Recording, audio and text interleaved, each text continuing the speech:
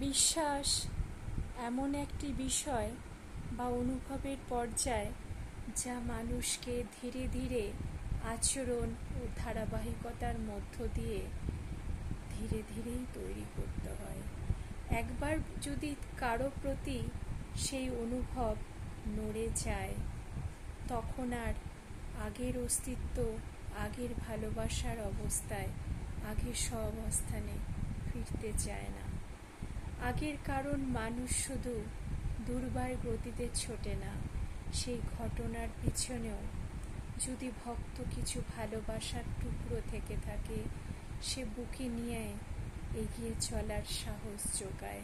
এরপর মানুষ নিজেকে গুটিয়ে নেয়, কথাবার্তার মেপে চলার মধ্যে সিদ্ধান্তেও সাবধানতা অবলম্বন করে। আগে যে জায়গায় সে বদলে গেছে, ধীরে ধীরে সে বদলাতে থাকে। থাকা চাওয়া পাওয়ার মধ্যেও তার অদল বদল ঘটে যেতে থাকে। সময়ের হিসেব তাকে অনেক কিছুই শিখিয়ে দিয়ে যায়।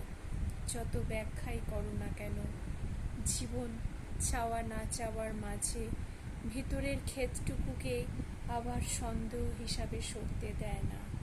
অভিজ্ঞতা তাকে শেখায় অনেক কিছু। সব কিছু মেনে নেওয়া জীবনের হয়তো ক্ষতিকর একটি দিক।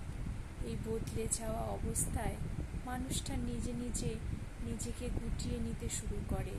সেই শক্তির ভিতর দিয়ে নতুন চাওয়ার মতন করে সে আগের মতো সহজে কাউকে আর ভরসা করে উঠতে পারে না।